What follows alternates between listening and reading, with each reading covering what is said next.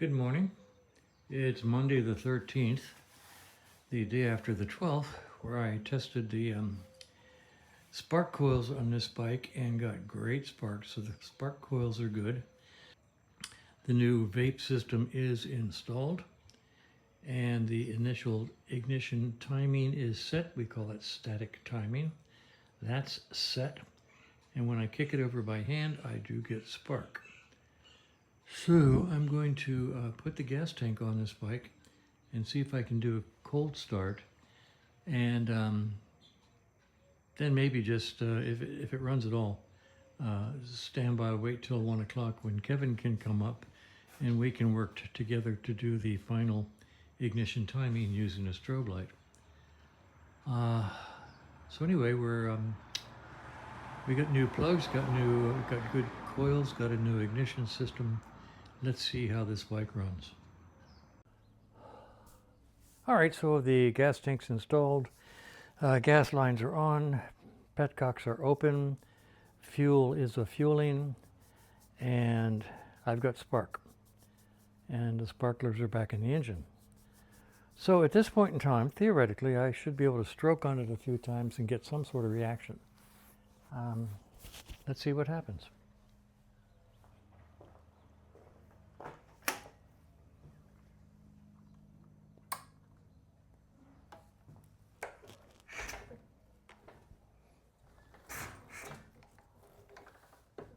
No choke.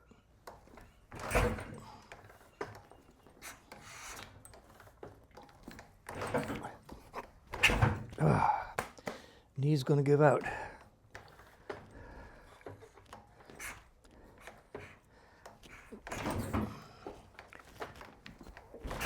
Okay, try a little choke.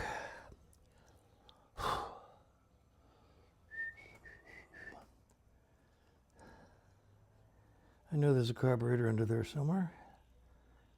Okay, choke is on. Knee is going. Ow.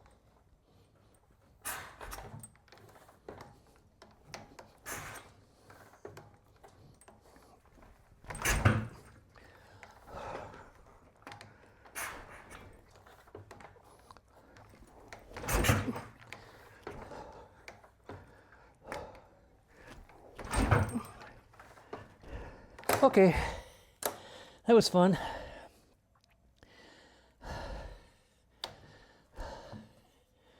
Kevin will be here about 1 o'clock, and we'll put his size 13s to work. Okay, the client reported it has an oil leak on the right-hand side of the bike, and it does. And it is the traditional Kickstarter O-ring right here that's leaking. Proper repairs to take this cover off, take it to a machinist, have that opening around the Kickstarter machined out, and put in a 1975 oil seal rather than the O-ring that's in there now that basically doesn't work. Every Norton that comes in here has a leak at the Kickstarter. So that's something else that can be done at a later date. But right now, I can't keep kicking on it, so I'm going to call it a morning until Kevin gets a chance to come over here. Okay, now in addition to having the electrical problems that we think are fixed, think are fixed. We got sparks. We think they are fixed. We being the royal we, meaning me. So I know we have good spark coils, we have good ignition. What we also have on this bike is a brand new carburetor on which the bike has never run. Now we took it apart, we checked out the pilot, and we checked out the jets, and they are close enough to my bike that I think it should be okay. But the pilot jet in this bike is a sort of unknown. We think it's a 30, possibly a 35, but the printing on the jet itself is so small, neither Kevin nor I could read it. So I'm going to take the pilot jet out of this carb. I have more Mikuni parts than you can shake a stick at, including all kinds of pilot jets, from 15s all the way up to 60s. So I got pilot jets. So I'm going to pull the pilot jet out of the spike and eyeball it one more time to see if I can read it, and then put a 30 into it, which I think is what I have in my bike. I'll double check that. I either have a 30 or a 35. I don't remember which. But whatever I have in my bike, I'm going to put into this bike. And let's see what happens.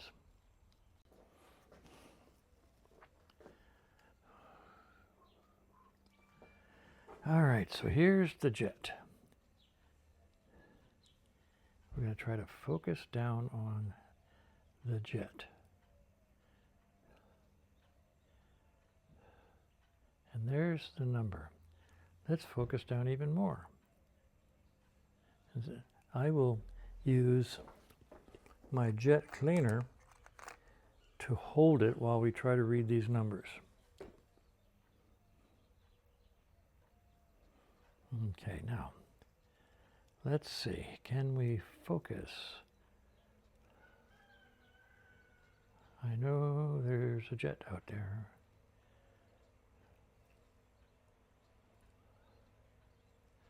There's the number coming up, that's a little box.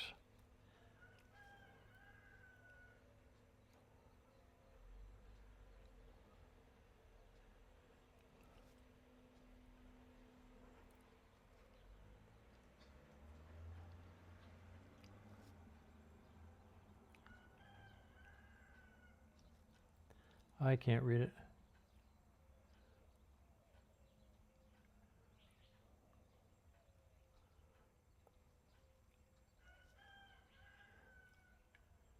There it is.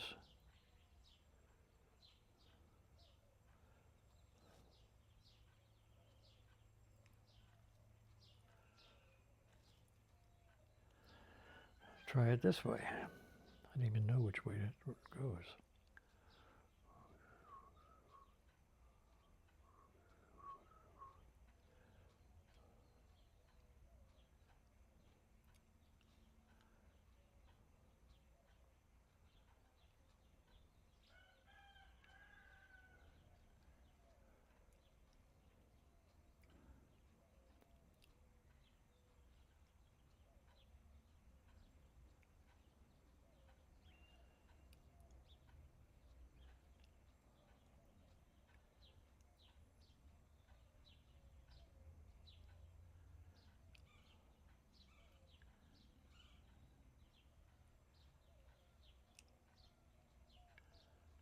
I still can't read it. That's a 0, I think. Then there's something messed up.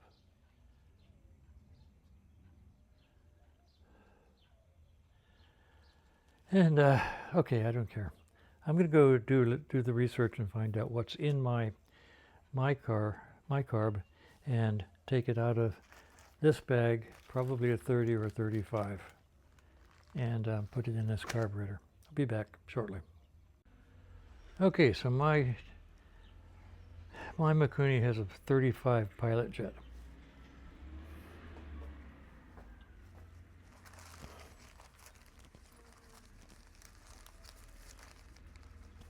Oh goody, I've got a, oh here's one, here's a 35. I'm down to my last one. And it even says maybe. That's cute.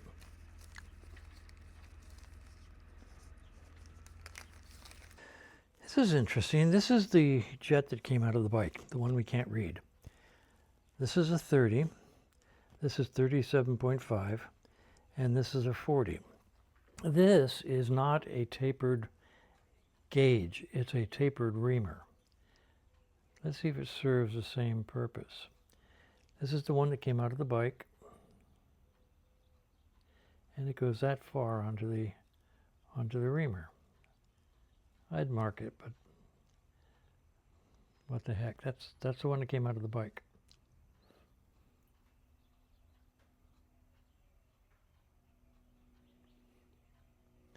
This is the 30.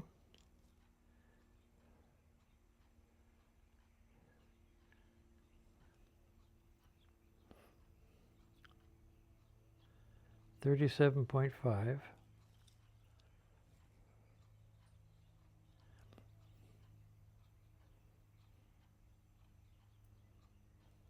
And 40. Now 40 is noticeably farther along the taper than the lower ones. This should be a 30. And this is the one that came out of the bike.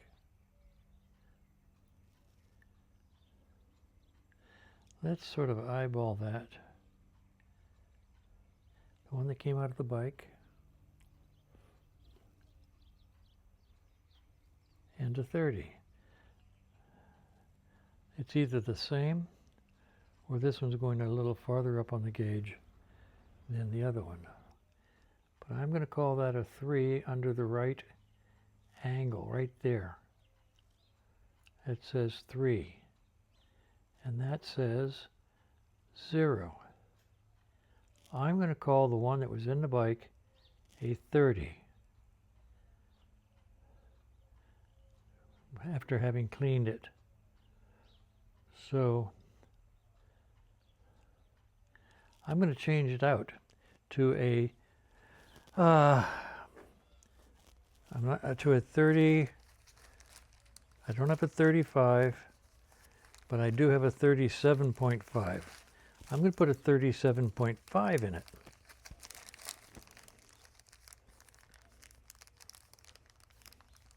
The only one I have. Just to see if it makes a difference. If there's some other reason that we're having trouble starting it, I'll change it back to the 30. But right now I'm going to put a 37.5 in it. And here is a 37.5.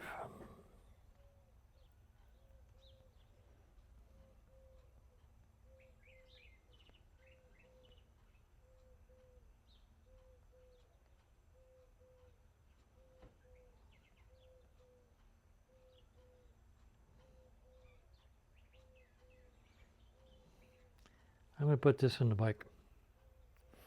And I'll keep this one separate, put it back if it does or doesn't make a difference, either positive or negative. All right, so I've got the larger pilot jet in it.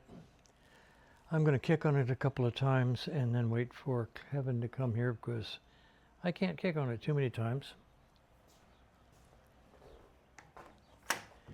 Gas is on. Ignition is on.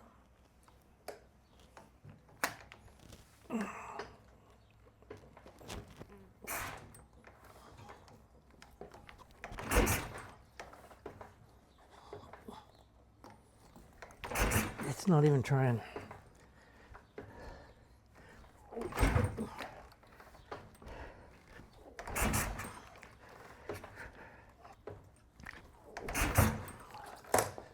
All right, wait for Kevin to do the kicking. Oh, me. Turning the choke off or on, or whatever it is. I love doing this by feel. There it is. Okay, choke is off now.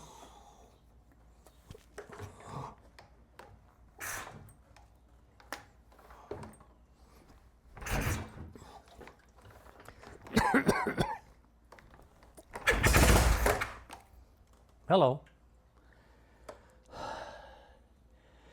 Something just happened. I was giving it a lot of gas on the throttle then.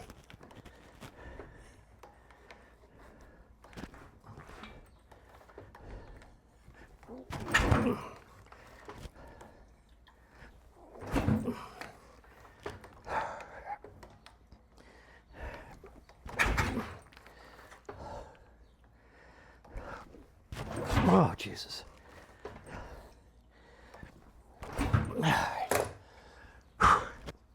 All right. There is fire in the hole.